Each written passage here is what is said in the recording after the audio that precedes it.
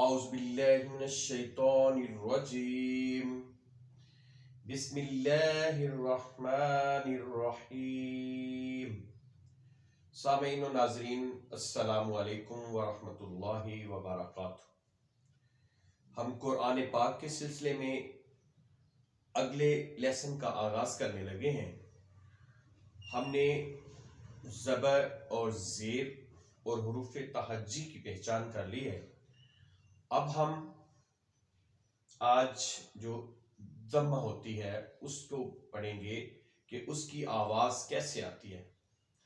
اردو میں ہم عام طور پر ال پیش او، بے پیش بو، تے پیش تو اس طرح پڑھتے ہیں، لیکن عربک میں یہ آواز ایسی نہیں ہے، بلکہ عربی میں اس آواز کی بہت زیادہ ڈیفرنٹ ہے، فرق ہے۔ ابتدا کرتے ہیں بسم اللہ الرحمن الرحیم۔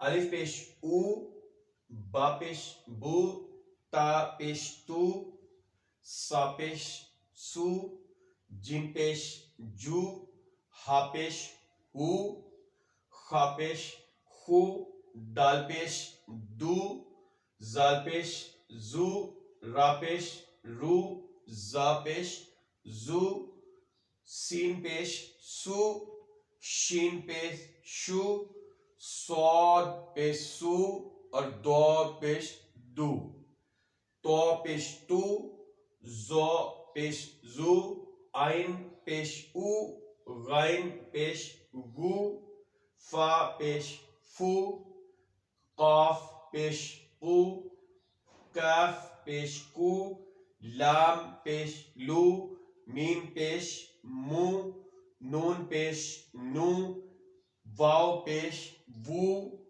ہا پیش ہو، حمزہ پیش او اور یا پیش یو۔ آج ہم سیکھیں گے، تھوڑا سا آگے لیسن کو بڑھاتے ہیں کہ جب بغیر حرکات کے عربک زبان میں الفاظ لکھے ہوتے ہیں تو ہم ان کو کیسے پڑھتے ہیں۔ جب بغیر حرکات کے عربی زبان میں الفاظ لکھے ہوتے ہیں تو وہ الفاظ نہیں ہوتے، بلکہ ان کو حروف پڑھتے ہیں، چاہے وہ ساتھ ملے ہوئے ہوں لیکن ان کو علیحدہ علیحدہ پڑھتے ہیں۔ مثال کے طور پر یہ دیکھیں، اس کو ہم تا نہیں پڑھیں گے، تا الف پڑھیں گے، تا الف، لام الف، لا نہیں پڑھیں گے، دود حمزہ یا الف، با میم، ہا جیم۔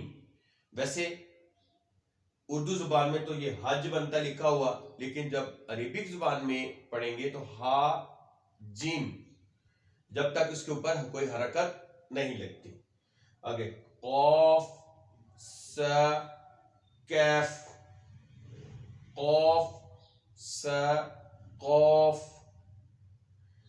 قاف سا کیف، سین صاد اور قاف، سین صاد قاف، با ہا میم، با ہا میم، ہا ہا ہا اور ہا۔ یہ عربک زبان میں استعمال ہونے والی ہا کی مختلف شکلیں ہیں۔ ہا میم دال،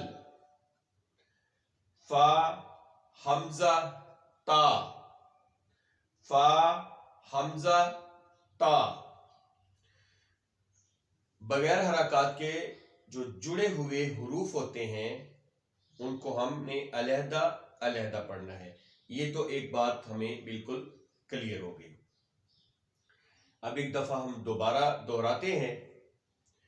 تا الف، لام الف، دود الف، با میم، ہا جیم، قاف سا کیف سین سین صاد اور قاف ب ح میم ہا